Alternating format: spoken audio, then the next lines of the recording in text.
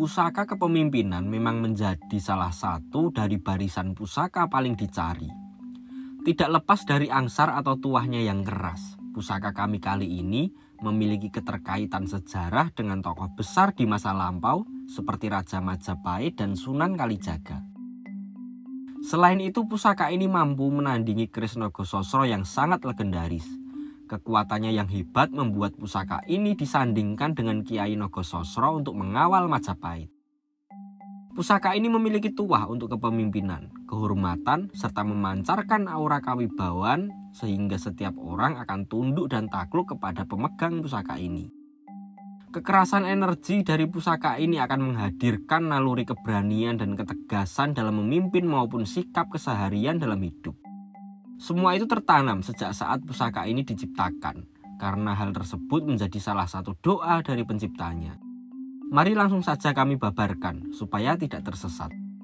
Pusaka ini menyandang busana ladrang Surakarta dengan bahan kayu terbalu lawasan. Nampak gagah dan sangat megah. Sedangkan pendoknya blewah dengan bahan kuningan lawasan juga. Jika dilihat secara keseluruhan, busana dari pusaka ini nampak birawa dan sakjose. Pusaka Luk 13, Dapur Kanjeng Kiai Sengkelat, Pamorwos Wutah, Tangguh Mataram Amangkurat. Pusaka ini kami alih rawatkan, tentu dengan syarat mahar pinangnya yang penuh. Keris Sengkelat itu adalah karya luhur dari seorang empu sakti bernama Supo Mandrangi. Berawal dari Sunan Kalijaga yang memesan keris kepada Empu Supo dengan membawa sebiji besi. Konon Empu Supo membuat keris pesanan Sunan Kalijaga dengan cara dipijat-pijat, karena memang pusaka tersebut tidak bisa ditempa.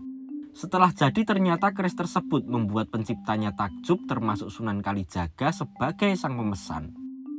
Pada akhirnya Sunan Kalijaga menyerahkan keris tersebut kepada Prabu Kertabumi yang sering disebut dengan Brawijaya V.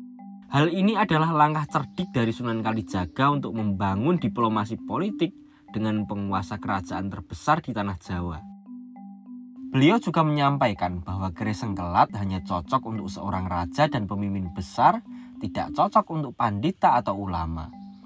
Sang raja takjub dengan keindahan keris Sengkelat pemberian Sunan Kalijaga, yang kemudian pusaka Sengkelat masuk ke dalam lemari khusus istana.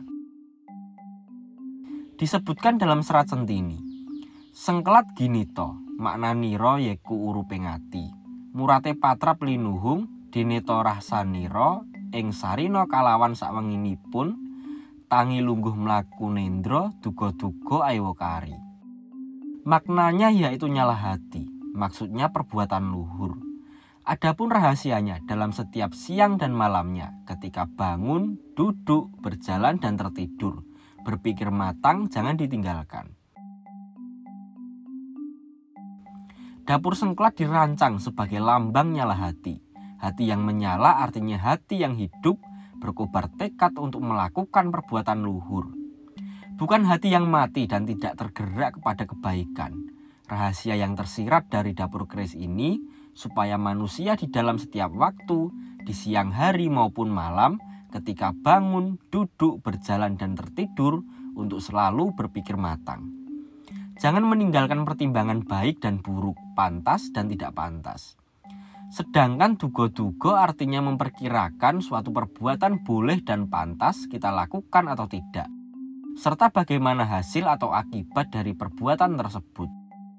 Orang-orang tua kadang menyebut seorang anak yang berbuat semaunya dengan sebutan bocah orang nganggo duga-duga.